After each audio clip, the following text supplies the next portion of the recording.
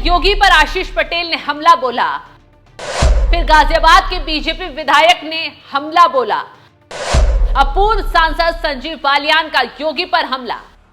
आखिर एक के बाद एक बीजेपी के लोग योगी से खफा क्यों हैं?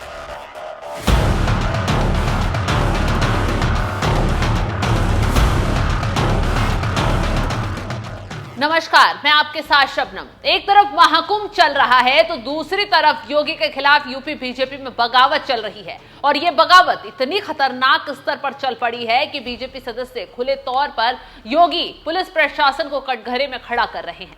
आप जानते होंगे कि कैसे आशीष पटेल ने भरी सभा में योगी और एसटीएफ के चीफ अमिताभ यश पर हमला बोला था और कहा था कि एसटीएफ हमला करवा सकती है। लेकिन मैं एसटीएफ को भी बता देना चाहता हूं, तुम्हारा नाम स्पेशल टास्क फोर्स है ना, तो मेरा नाम आशीष पटेल है। तुम पैर पे गोली मारते हो ना, औकात हो तो सीने पे मेरे गोली मार के दिखाओ।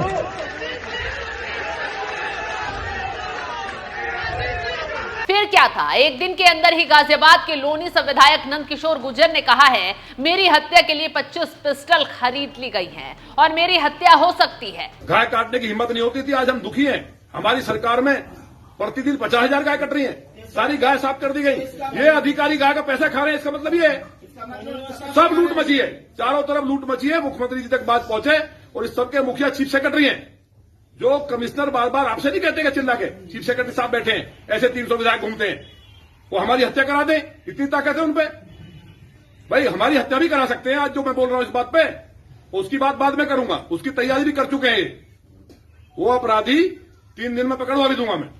अभी मैं उस पर लगाऊं ठंडे दिमाग से। 25 पिस्टलें 9mm की खरीदी जा चुकी हैं, बड़ी बात कह रहा हूं मैं, लेकिन ये बात बाद में करेंगे। फिलहाल हमारी आज की बात यह है कि भ्रष्टाचार प्रमाणित हुआ है, गाय कट रही है, ये बेचारा गरीब आदमी के बच्चे को बंद किया गया। तो हम कोई सीपी से हमारा बैर नहीं है, कोई चीफ सेक्रेटरी से हमारा कोई बैर नहीं है, ना हम कभी मिले हैं, ना बात करते हैं हम ज्यादा। हम जनता की लड़ाई लड़ रहे हैं। तो जिम्मेवारी, जैसे शास्त्री जी ने एक कर्मचारी के 25 पैसे की गड़बड़ हुई तो खुद रेल मंत्री रहते हुए रिजाइन। तो सुन लिया आपने क्या कह रहे हैं विधायक और मंत्री। अब उसी कड़ी में एक नया नाम जुड़ा है, नाम है संजीव बालियान। पूर्व केंद्रीय मंत्री और बीजेपी के दिग्गज संजीव बालियान ने आरोप लगाया और कहा है कि उनकी जान को खतरा है और अगर मेरे साथ कोई हादसा हुआ तो इसके लिए यूपी पुलिस जिम्मेदार होगी और इसके लिए बाकायदा योगी आदित्यनाथ को पत्र लिखा गया है और कहा गया है अगर एक पूर्व केंद्रीय मंत्री के साथ पुलिस ये व्यवहार कर रही है तो बीजेपी के आम कार्यकर्ताओं के साथ क्या हालात होंगे। जानकारी देते चलें कि यूपी सरकार ने संजीव बालियान की सुरक्षा वापस ले ली थी। आना पड़ा भाई, जब पुलिस कब्जाधारियों का साथ देने लगे, जब पुलिस आम जन को परेशान करने लगे। मंदिर और धर्मशाला की जमीन पर भी कब्जा कराएंगे लोग, पूरा गांव एक तरफ, लेकिन एक व्यक्ति को फायदा पहुंचाने के लिए जिसकी रजिस्ट्री मंदिर के नाम से हुई हो, उसे कैसे आप वो कर लोगे। तो आना पड़ा, पुलिस उनके साथ है। एसडीएम ने गलत आदेश किए पहले, अभी के नहीं 2003 में आदेश हुए थे। कोर्ट में भी वे बड़े बड़े वकील खड़े कर रहे हैं, लेकिन मंदिर और धर्मशाला की जमीन कब्जा नहीं होने दिया जाएगा। मंदिर भी बनेगा और धर्मशाला भी बनेगी, कोई गलत फहमी में बिल्कुल ना रहे। आपकी सरकार है, आपको खाने में धरना देना पड़ रहा है और मंदिर को लेकर मैं यही पूछने आया था कितने पैसे लिए इनसे। इस सरकार में अगर मंदिर की जमीन पर कब्जा करवाओगे, कब्जा हुआ, ये तो गांव वाले जागरूक है, आज हम वहाँ चले गए। मैं यही पूछने आया था कि किसके आदेश से भाई तुम मदद कर रहे हो।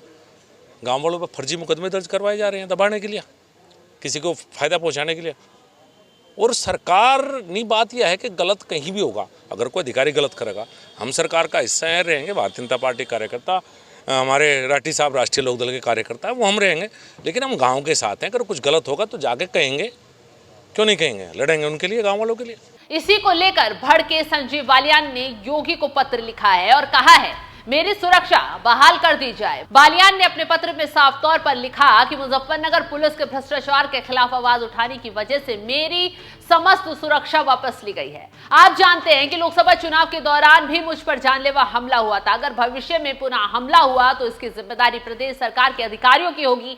बालियान ने आगे लिखा, मुझे अपनी सुरक्षा की चिंता नहीं है, मेरी सुरक्षा पश्चिम उत्तर प्रदेश की जनता के हाथ में है। लेकिन एक पूर्व केंद्रीय मंत्री के साथ पुलिस का यह व्यवहार है तो आम भारतीय जनता पार्टी कार्यकर्ता के साथ क्या हालात होंगे।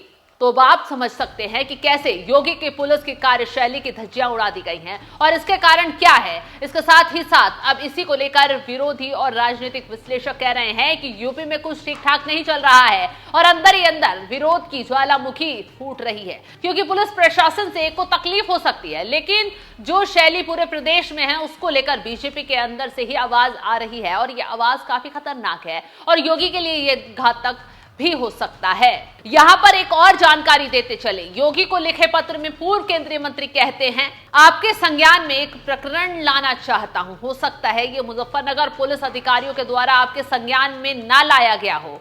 खानपुर गांव में एक जमीन मंदिर और धर्मशाला के लिए मंसूरपुर डिस्टिलरी के कर्मचारियों के द्वारा खरीदी गई थी। पूर्व की सरकार के अधिकारियों से मिली भगत कर ये जमीन डिस्टिलरी द्वारा अपने नाम दाखिल खारिज करा लिया था। जनवरी में मुजफ्फरनगर पुलिस अधिकारियों के साथ साठगांठ कर डिस्टिलरी द्वारा मंदिर और धर्मशाला की जमीन पर कब्जा कर लिया गया था और ग्राम वासियों पर झूठे मुकदमे दर्ज किए गए थे। इसके विरोध में 12 जनवरी को ग्राम वासियों के साथ में स्वयं मंसूरपुर थाने गया था। इससे पहले भी कई बार मुजफ्फरनगर पुलिस की संपत्ति विवाद में संलिप्तता की शिकायत मेरे द्वारा पुलिस उच्च अधिकारियों को की गई थी। आपकी जीवन यात्रा को देखते हुए मुझे विश्वास है कि मंदिर और धर्मशाला की जमीन कब्जाने के मामले में आप न्यायोचित कार्रवाई करेंगे। तो अब आप समझ सकते हैं कि कैसे योगी की पुलिस की धुलाई योगी के सामने बालियान कर रहे हैं और इसका कारण क्या है और इसी को लेकर विरोधी भी मजे ले रहे हैं और कह रहे हैं कि अगर ये राम राज्य है तो फिर क्या है, जब अपने ही खून के आंसू रो रहे हैं और उनकी मदद योगी नहीं कर रहे हैं। इसके साथ ही साथ योगी की पुलिस प्रशासन को लेकर कई बार सवाल खड़े हुए हैं और ये सब शिकायत खुद बीजेपी से उठकर सामने आ रही है। देखना होगा कि आगे क्या होता है। और जैसे आशीष पटेल नंदकिशोर गुर्जर का मामला सल्टाया है, क्या इस मामले को भी वो सुलझा लेंगे या नहीं, अब देखना दिलचस्प होगा। फिलहाल आपको क्या लगता है, क्या यूपी में बीजेपी नेताओं की ये लड़ाई योगी आदित्यनाथ इस पर ब्रेक लगा पाएंगे या नहीं? कमेंट कर अपनी राय में जरूर बताएं। आना पड़ा भाई, जब पुलिस कब्जाधारियों का साथ देने लगे, जब पुलिस आम जन को परेशान करने लगे, मंदिर और धर्मशाला की जमीन पे भी कब्जा कराएंगे लोग। पूरा गांव एक तरफ, लेकिन एक व्यक्ति को फायदा पहुंचाने के लिए जिसकी रजिस्ट्री मंदिर के नाम से हुई हो उसे कैसे आप वो कर लोगे? तो आना पड़ा, पुलिस उनके साथ है। एसडीएम ने गलत आदेश किए पहले, अभी के नहीं 2003 में आदेश हुए थे। कोर्ट में भी वे बड़े बड़े वकील खड़े कर रहे हैं, लेकिन मंदिर और धर्मशाला की जमीन कब्जा नहीं होने दिया जाएगा। मंदिर भी बनेगा और धर्मशाला भी बनेगी, कोई गलतफहमी में बिल्कुल ना रहे। आपकी सरकार है, आपको थाने में आकर धरना देना पड़ रहा है और मंदिर को लेकर मैं यही पूछने आया था कितने पैसे लिए इनसे।